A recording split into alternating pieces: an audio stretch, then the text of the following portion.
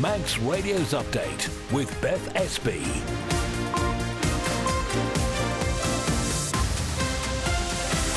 Well, Fastamai, good evening. Welcome to Update here on Manx Radio, where we take you through the main news of the day before 5:30. Coming up, there's been some speculation about what's happening with Ward 4 at Nobles Hospital. We've asked Manx Care the question. We'll have those answers for you shortly.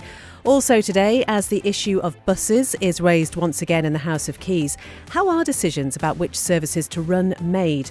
Also in Keys, we heard the Minister without portfolio defend his performance, and 7 marathons in 7 days, won Peelman's 183-mile challenge, all in aid of the RNLI. We'll also have an update on those noises that people have been hearing around the island as well, and be checking out the traffic and travel, so do stay with us.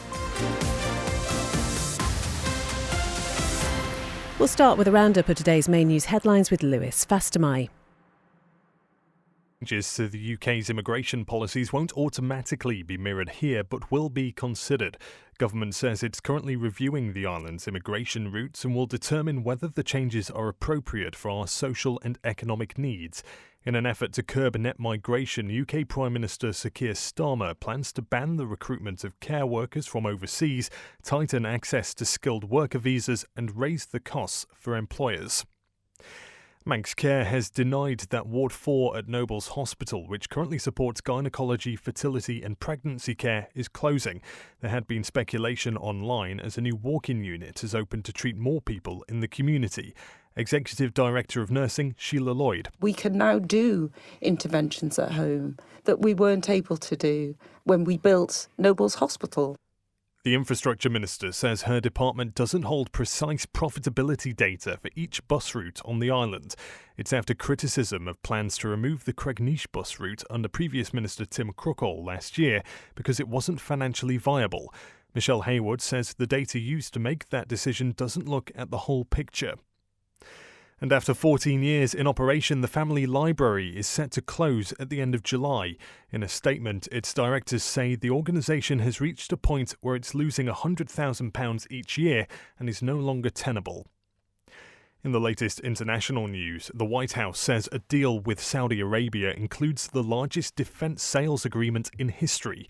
Donald Trump signed a $600 billion economic partnership on a visit to Riyadh. Ukraine's president says he'll be waiting for Vladimir Putin in Turkey next week.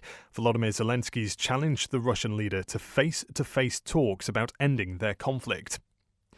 And a man who spent nearly 40 years in jail for murder has had his conviction quashed, but says he's not angry and not bitter. Peter Sullivan was found guilty over the 1986 killing of Diane Sindall on Merseyside, but new analysis has found his DNA isn't among samples collected at the time. Those are the headlines. I'll be back with the news at 6 o'clock. Thanks very much indeed, Lewis. So the weather now brought to you by Manx Glass and Glazing. It's going to stay fine this evening, dry and clear tonight. Moderate northeast winds, they'll become stronger in a few places overnight. Minimum temperatures will be around 10. Tomorrow, another dry day, unbroken sunshine. Northeast winds will fall light and it is going to feel quite warm still. Maximum temperatures around 19. And the good news is it will stay like that for the rest of the week. So really settled, lots of warm sunshine. Sunset this evening, 11 minutes past 9. Sunrise tomorrow morning, 5:17. Manx Glass and Glazing can supply and install single, double and triple glazing. Call 674 573 or visit the showroom on the Snugborough Trading Estate. If you run a small business or just need more room in the back, Philshaw Vehicles has the perfect van or light commercial for all your needs and can sort out any finance. Based in the Tremode Estate, view philshawvehicles.im or call 49 51 49. A great night's sleep got even better with Zed's Bedding Store. From quality Bell-Dorm bed linen and mattress protectors, fleece and woven throws to luxury duvets from the fine bedding company, Zed's Bedding Ramsey, next to Isle of Man Bank. SMS Trading have moved to 3 St Paul's Square, Ramsey. For flat pack to fully built, new or second-hand furniture, SMS Trading offer all-island delivery and man-in-a-van service. Call 315151 or find SMS Trading on Facebook. At Begode Cashery, we have been caring for animals for over 50 years. As a cashery, we care for customers' cats and treat them as our own. contact Begode Cattery on 676 947 or find Begode Cattery on Facebook. You're listening to Update here on Manx Radio FM. It's just coming up to 5:05. Well, Manx Care has dismissed rumours circulating online about the closure of Ward 4 at Nobles Hospital. It's the ward that provides care for women, fertility and pregnancy patients. And a new walk-in unit has recently opened to help more people be treated in the community without needing to be admitted to hospital.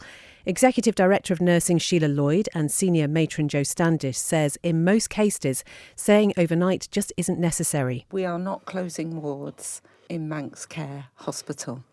What we're doing is we're making sure that our patients are in the right place at the right time and, importantly, with the right people in terms of their subject matter experts, i.e., for example, people who need gynecology services need to be within our women's and children's service. I think it's really important to look at pathways that have developed recently. So by listening to our women and looking at their health needs and best practice guidance, we have recently opened a gynecology ambulatory unit.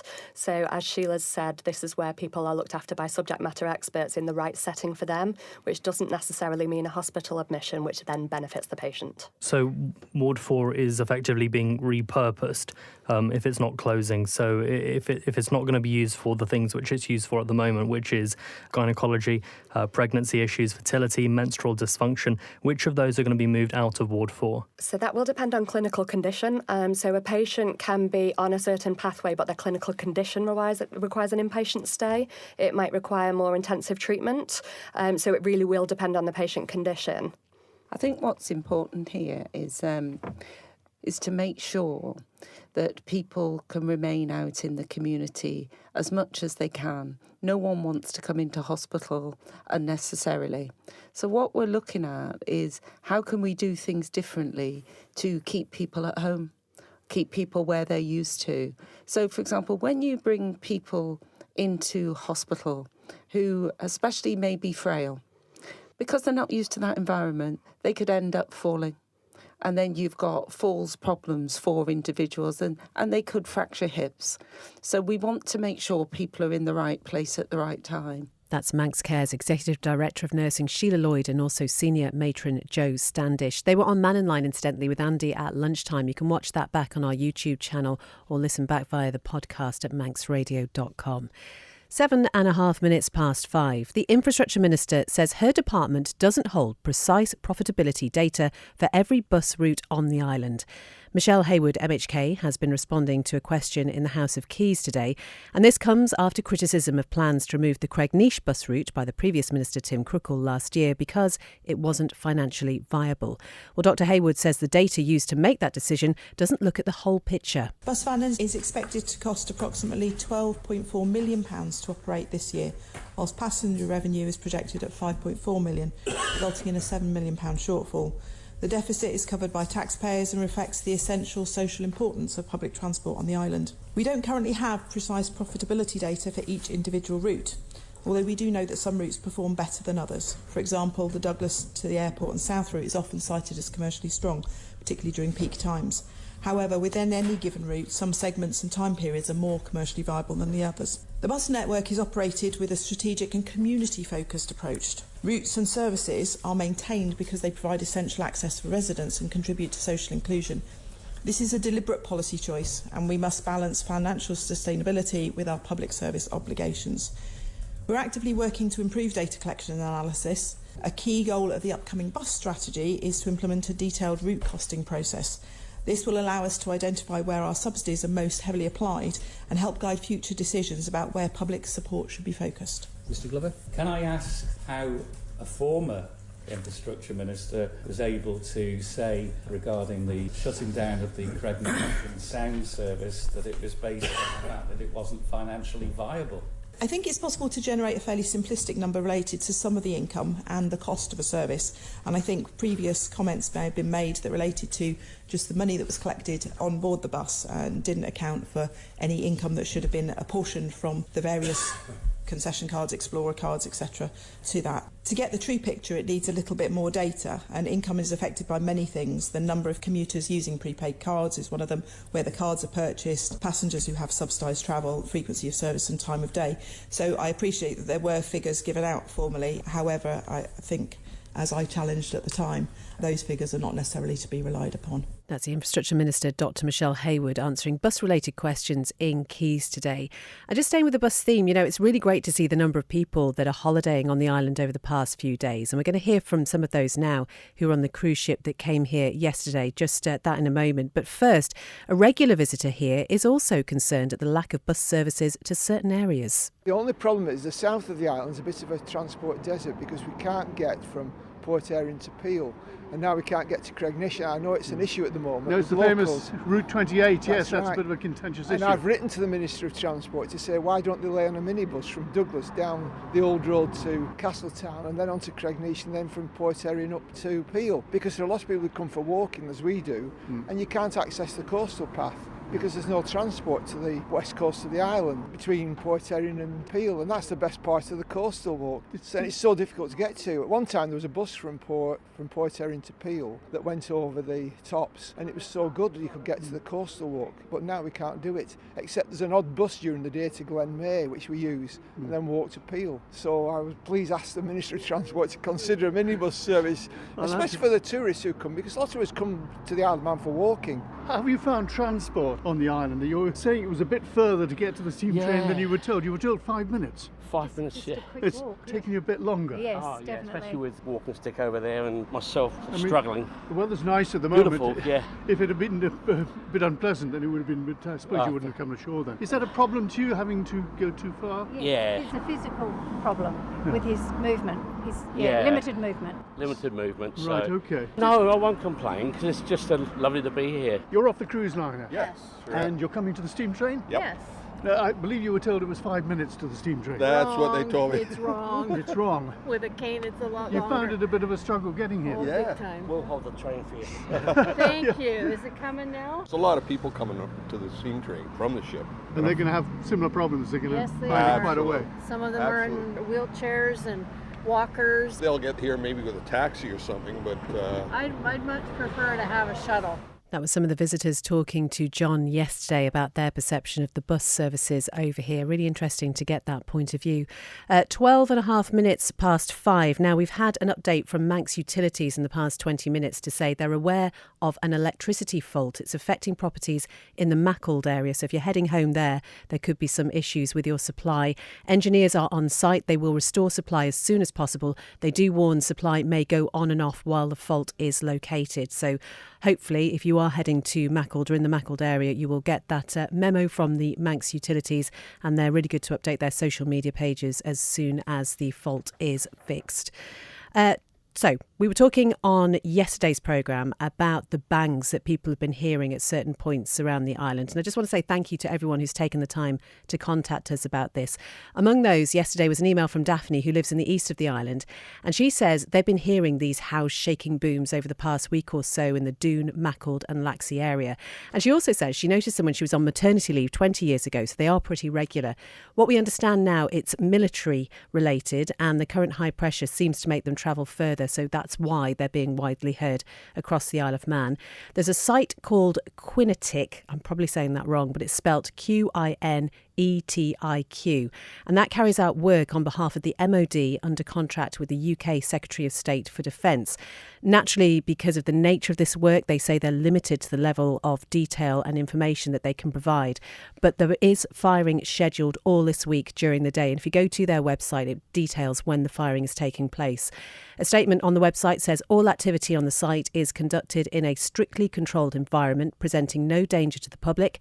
They say the weather, tide times and other operational requirements play a crucial role in the trials planning and scheduling, and any one or a combination of those factors may mean activity has to be cancelled or rescheduled at short notice, and they might not be able to provide an update schedule of their work. If you're there, The flying of red flags at the range boundary or yellow flags at further points indicate to members of the public that the range is active and there will be firing activities taking place. And at those times, the bylaws noted on the signs near to the flags are in force. If the red or yellow flags aren't flying, the range isn't active and there will be no firing activities taking place. They say that they do carry out this work on behalf of the MOD under contract with the Secretary of State, and hopefully that clears up the issue of those noises which many of you have been hearing. Manx Radio Travel, driven by Quayside Tyres and Service Centre. So nothing specifically road-related on the police pages this evening. Just watch out for those traffic lights. And as I say, not really a traffic thing, but that electricity disruption in the Maccled area expected to carry on for a little while yet. As I look out the window, I can see the Manxman just sweeping into Douglas Bay. The Manannan is on its way here as well. And then the Manxman will be heading out again to Heysham at 7:45, and the Manannan heading to Liverpool at 7:15, and all looking good down at the airport as well. Ask how you can spread the cost interest-free at Quayside. It's just gone 5:15. Now, the Minister without portfolio has been defending his performance in the role. This position, you might remember, it was created last year with the task of implementing efficiencies across government. It was given to Tim Crookall instead of his previous role as Infrastructure Minister, and he's been telling Keys today what savings have actually been made since his appointment. The digital pillar is already making changes to our services. We have a significant number of efficiency projects now identified to deliver against the £10 million savings target for this financial year.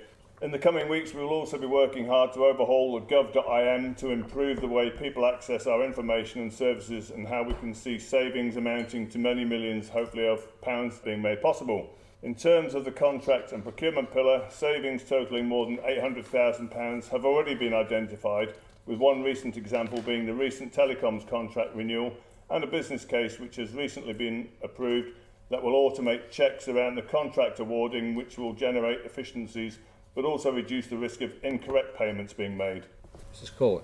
I'd just like to ask the Minister, how much influence has the Minister had on the list of efficiencies he's just announced, and would these be happening without a Minister without portfolio in position? Mr. Speaker, the question is, what savings or efficiencies have been identified since his appointment? And I don't think we've had an answer. There are areas of this which are not my strengths, which is, as I've said before, from the digital side of things, and that's obviously been led by the GTS.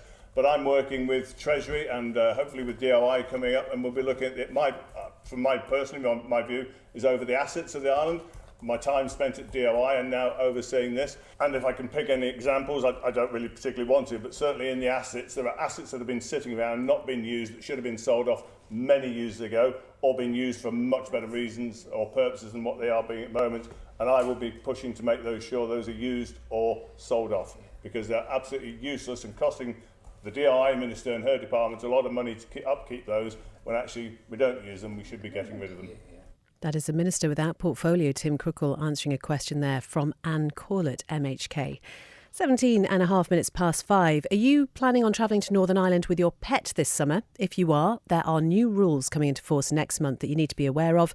Lewis has the details. From the 4th of June, pets must be microchipped, be vaccinated against rabies, have a valid animal health certificate or EU pet passport, and enter via a recognised traveller's point of entry. Dogs must also be treated for tapeworm. These changes, government says, are part of the UK's implementation of the Windsor Framework, which aims to streamline post-Brexit trade and movement of goods and animals. Checks will also take place at airports, and pet owners must pre-notify the airport if they are travelling with an animal. While scheduled commercial flights from the Isle of Man don't currently allow pets, those travelling by private aircraft must comply with the same rules. Meanwhile, the Steam Packet is working closely with government to make sure people travelling with the ferry operator to Belfast are aware of the upcoming changes.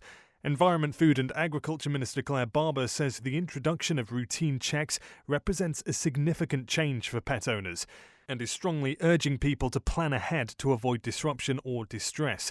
Please speak to your vet, she says, in good time, and check official guidance before you travel.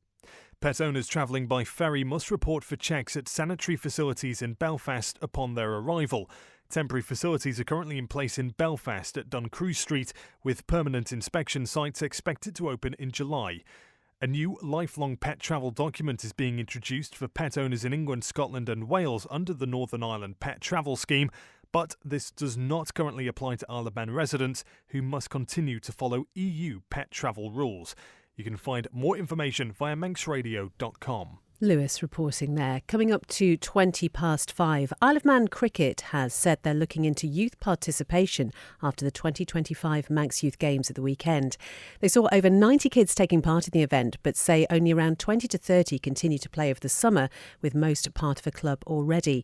Cricket Development Officer Greg Wright says the planned new centre will hopefully help keep players. It's a great day for cricket. It's a great day for kids on the island, and for us it's a really, really important part of the development of cricket, because having those under 7, under 8, under 9s, that's where our growth and interest starts, and the love of cricket is basically fostered. We do keep a note of who's on the Manx Youth Games through their contacts, and then we email out to them regularly and try and get them to go into clubs, but it's something that we're still investigating how we can make it work to get all of those kids into clubs and playing on a regular basis. What do you think that reason is? Why do you think it is that there's not so many following up on the interest in the youth games and going into clubs over the summer? Not sure, and if I had the answer, we say working it. I don't know, because we've looked at that. If you think of team sports over the winter, rugby, football, hockey, a lot of people playing all those sports, whereas we are predominantly mainly the only team sport over the summer. I think it's just there's a lot to do on the island, and once the sun comes out, there's a lot of opportunities, a lot of things to do, and then with going away for summer holidays and then the TT, our season's actually relatively quite short. We're talking, if you take with the schools, when they break up, so starting in May, take a break out for TT, you've got about 8 weeks. And then if you take it into the 6 weeks holidays, 14 weeks for the senior season. So it's not the longest. Last week you announced plans for a new cricket centre, a year-round cricket centre. Would that help maybe in kids playing the sport maybe over summer if they were starting it in winter as well? We're hoping so.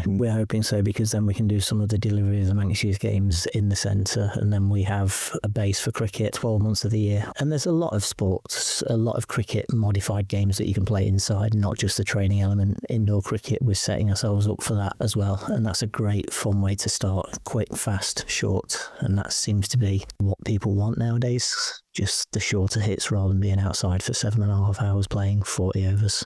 That is Cricket Development Officer Greg Wright, who was talking to Darren Timpson there. I remember the first cricket match I ever went to watch that my son was in, and it took about 4.5 hours, which I was like, it was a surprise, I'll be honest, but a very pleasant afternoon out in the sun. 5:21. A Peel athlete is set to start a gruelling fundraising challenge this weekend. Veteran runner Jeff Rice is taking on 7 marathons in 7 days, and each one will consist of 5 laps up and around Peel Hill. I'm exhausted just thinking about it. Ben went along to catch up with Jeff and find out how he's feeling ahead of this challenge, which, as we say, getting underway on Saturday. 7 days, 1 marathon every day, 5.2 miles per lap. So 5 laps, and that's 10 climbs to the tower every day. So space of that week, that's a lot of climbing. Hopefully legs will sort it out, but basically it's 183 miles for the week. If my legs go that far, hopefully. Now, you're an experienced runner, so how confident are you feeling at this point? Well, to be honest with you, every confidence. The only thing is, because I've never done a marathon followed by another marathon, I've got to just recover, get the recovery. I've got to learn that now. I've done a few recovery ones, I've done a few races, so as long as I get the recovery, when I come out there, straight in the water, ice water, get in there for 20 minutes, get the food in me, next day, get going again. I've done no special training for it, because I run all year, I train all year round. Nothing special for this. All my training's done on Peel Hill, so that's a bonus. It's a case of just, when I'm doing it, I have to make sure I'm right for the next one. And Peel Hill, that's quite a gruelling climb, isn't it? There are some, there are some steep bits there. There is some steep bits. Even just the first bit, when you're going from the Fenella Beach and you drop down to the farm, that's a steady climb. Don't realise, but it is a steady climb. From the Caleb Beg up to Corrins Tower, that's... Ben, we've done that a few times, haven't we? You've pushed me up there a few times, haven't you? And it's tough. It's a slog, it is a slog. So like you say, no special training then? I mean, you're out all the time, you're never in, are you? You're always out running, but I mean, you've done various marathons, you've done many marathons and big events over the years, but this is a bit different. Yes, it's going to be different, right? Yeah, I've done 13 marathons on the road. I think it's 10 now ultramarathons. Longest I've done in a race was last year at Lake Windermere, was 48 miles. But this is doing it like day after day. And you're raising money for the RNLI. So just tell us, Jeff, why you've chosen the lifeboat. Obviously very sort of dear to all our hearts on the island down in Peel. Like I say, all my training's on the hill, so the amount of times on Sunday I've been out there, I've seen the lifeboat doing their training sessions, or I've seen the fishermen coming in and going out. I've got to do it for the lifeboat. I'm a Peel lad, born and bred. If I raise £20, if I raise £5,000, it's going to save someone's life. Just sum it back to the community. Isn't that incredible? Jeff Rice talking to Ben there. Never mind pushing up the hill. They'd have to push me up in a wheelbarrow. You can find a link to Jeff's Just Giving page at manxradio.com. That first marathon getting underway on Saturday, and we wish him all the very best. Coming up to 5:25. Rob's here now with the sport. Fast am I. Well, we're going to start with motorsport because in the last half an hour we've heard TT competitor Craig Neave is recovering well after a crash at last week's Northwest 200 in Northern Ireland. Well, Neave suffered a number of chest injuries during the first Supersport qualifying session and was airlifted to the Royal Victoria Hospital in Belfast and placed into a medically induced coma until he stabilised. Well, in an update, it's been confirmed the rider has since been woken from that induced coma and has been moved from intensive care to another ward. His team, Batham's AJN Racing, is thanking marshals and medical staff both trackside and at the hospital for taking care of Neave and, in their words, delivering the highest standard of support anyone could wish for. Well, separately, the team adds it will announce updated plans for this year's TT in due course. In football, Malou AFC has begun its search for a new first-team manager. The Southern club says it's looking for someone to take up the position with immediate effect.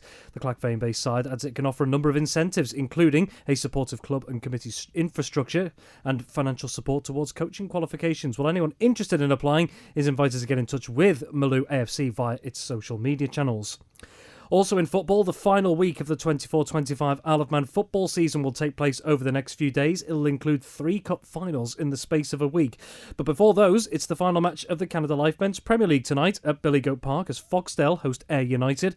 A win for Foxdale would see them move up 2 places to finish 5th, whilst Ayr United will remain 2nd regardless of the result. Well, that match is due to get underway tonight at 6:30pm. And finally, husband and wife Andrew and Clara Isaac have taken top honours during the 2025 Isle of Man Sprint Triathlon in Ramsey. The duo took first place in the open and women's races respectively, with Mr Isaac completing the course in 57 minutes 47 seconds to win the open and overall event. Meanwhile, Mrs Isaac won the female race with a time of 1 hour, 7 minutes and 18 seconds, which also placed her 13th overall. Wow, there are just so many very fit people on the island doing incredible things. It does make you tired just thinking about it. Yeah, it does. It really does. Have you ever done a marathon? I haven't, no, and I don't have any plans to either. All right, just checking. Could have signed you up for one there. Thank you very much indeed, Rob. That is all from Update tonight. Thank you so much for your company. Lots to come on Manx Radio, though, throughout this evening. And up next, it's an Island Life special, and this is about the 80th anniversary of VE Day, which has been marked here in the past week. Then Chris Kinney will be here with Greatest Hits from 6pm. John Barker has the Folk Show from 9, and then Dave Moore will bring you After Hours from 10. Whatever you're doing this evening, do get out there and try and enjoy some of this sunshine. Isn't it gorgeous? I tell you, the view across Douglas Bay at the moment is absolutely spectacular. Have a great evening. We'll talk to you again tomorrow.